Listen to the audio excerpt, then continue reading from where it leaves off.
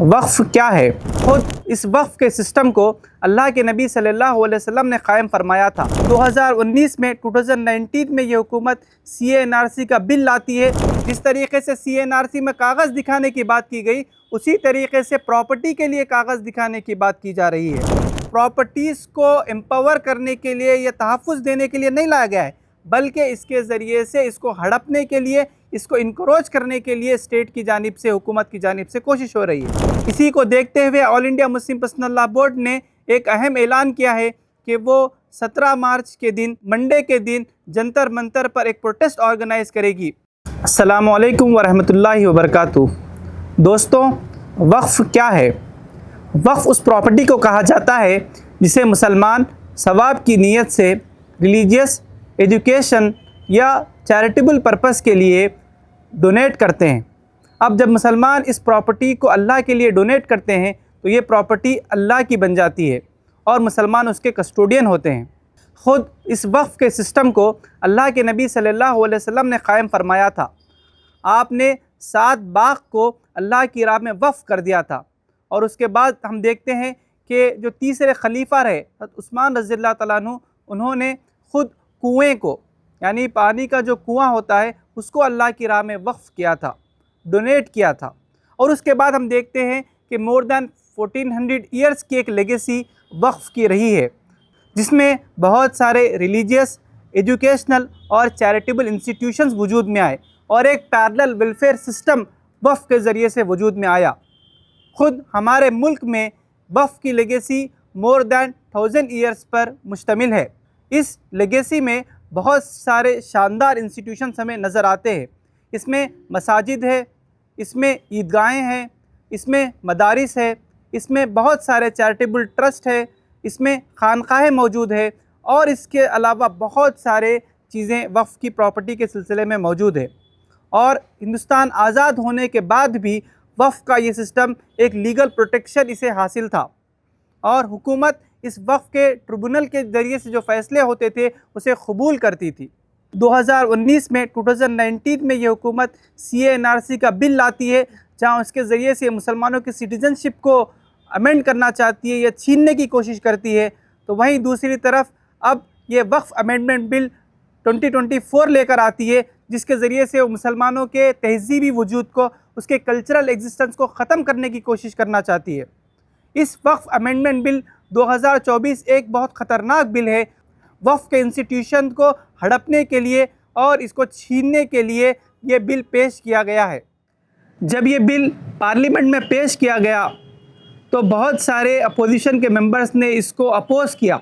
ایک جو member of parliament ہے گورو گوگوئی، جو آسام سے ممبر آف پارلیمنٹ ہے، وہ کہتے ہیں کہ یہ جو وقف کا مسئلہ ہے یہ مسلمانوں کا ایک مذہبی مسئلہ ہے، اور حکومت کو اپنے طاقت کے گھمنڈ میں آ کر اسے جلد فیصلہ نہیں کرنا چاہیے۔ لیکن افسوس کی بات ہے کہ حکومت اسی طاقت کے گھمنڈ میں آ کر اس بل کو پاس کرانے کی جلد بازی میں لگی ہوئی ہے۔ اس نے 5 کروڑ مسلمانوں کے ذریعے سے دیے گئے آرا کو، اوپینین کو ریجیکٹ کر دیا۔ مسلمانوں کے تنظیموں نے اور اس کے لیڈرز نے اس بل کو اپوز کیا JPC کے سامنے، تب بھی اس سب کے باوجود JPC نے اس بل کو تمام کانسٹیٹیوشنل اور ڈیموکریٹک میتھڈز کو رونتے ہوئے اس بل کو پارلیمنٹ میں پیش کر دیا، اور ایک بھی امینڈمنٹ اپوزیشن کے ممبرز کا قبول نہیں کیا۔ یعنی تمام لیگل اور کانسٹیٹیوشنل راستے اپنانے کے باوجود بھی اس بل کو پارلیمنٹ میں ٹیبل کرنے کی کوشش ہو رہی ہے، اور اسے پاس کرانے کی بھی کوشش ہو رہی ہے۔ اس وقف بل کے کچھ بہت ہی خطرناک کلاز میں آپ کے سامنے رکھتا ہوں۔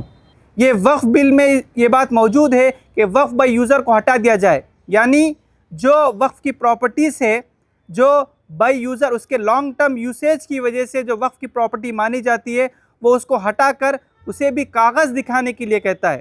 جس طریقے سے CANRC میں کاغذ دکھانے کی بات کی گئی، اسی طریقے سے پراپرٹی کے لیے کاغذ دکھانے کی بات کی جا رہی ہے۔ کہاں سے 300-400 سال قدیم عمارتوں کی کاغذ لائے جائیں گے؟ اس طریقے سے ہڑپنے کی کوشش ہو رہی ہے۔ وہیں پر دوسری طرف اس کے جو وقف بورڈز ہوتے ہیں، وقف چونکہ مسلمانوں کی طرف سے دی گئی پراپرٹی ہوتی ہے، مسلمان اس کے کسٹوڈین ہوتے ہیں، تو اس بورڈ میں نان مسلمز کو شریک کروانے کی کوشش ہو رہی ہے۔ حالانکہ آپ دیکھیں کہ جو دوسرے ریلیجن کے ووٹس ہوتے ہیں وہاں پر وہی ریلیجن کے لوگ ہوتے ہیں. اگر ہندو انڈومنٹس ہوتا ہے تو وہاں پہ ہندو کمیونٹی کے لوگ ہوتے ہیں, یا سکھ ورشپ پلیسز کے اگر بورڈز ہوتے ہیں تو وہاں پہ صرف سکھ کمیونٹی کے لوگ ہوتے ہیں. لیکن مسلمانوں کے ساتھ یہ سلوک کیا جا رہا ہے کہ مسلمانوں کے جو امپورٹنٹ انسٹیٹیوشنس ہیں وہاں پر مسلمانوں کی کمیونٹی کے افراد کے علاوہ لوگوں کو شامل کیا جا رہا ہے. اس کے علاوہ اس وقف بل میں جو تمام پاورز ہے وہ کلیکٹر کو دیے جا رہے ہیں. اب چونکہ کلیکٹر جو ہے حکومت کے انڈر ہوتا ہے تو وہ ظاہر سی بات ہے کہ حکومت کے خلاف فیصلہ نہیں لے گا. اس طریقے سے اس کو دیے گئے لیگل پروٹیکشن کو, اس کے دیے گئے قانونی تحفظ کو ختم کرنے کی کوششیں اس بل میں کی جا رہی ہے.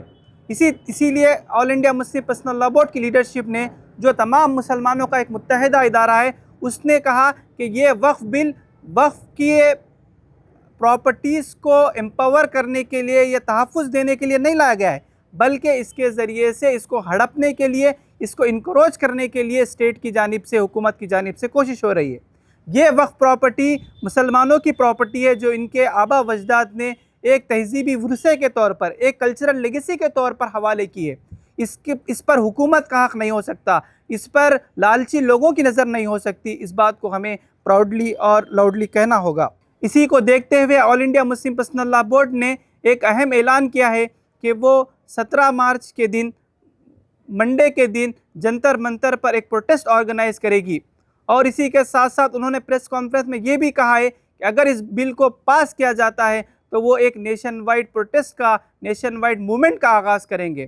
ہم پرسنل لاء بورڈ کے اس اعلان کا خیر مقدم کرتے ہیں اور امید کرتے ہیں کہ مسلم لیڈرشپ اس کے اپوزیشن میں آئے گی, اور اس کے ساتھ ساتھ ملک کے تمام انصاف پسند انسان اس بل کو اپوز کریں گے, تاکہ یہ جو حکومت کلچرل نیشنلزم کے آئیڈیالوجی پہ چلتی ہے, تمام گروہوں کے, تمام گروپس کے کلچرل رائٹس کو چھیننا چاہتی ہے, اس کے ہم مخالفت میں آئیں.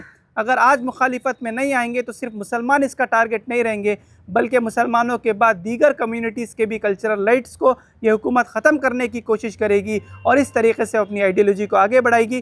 ہم اس بل کو ریسسٹ کرتے ہیں, اس بل کو اپوز کرتے ہیں, اور اس کے خلاف جدوجہد کا اعلان کرتے ہیں.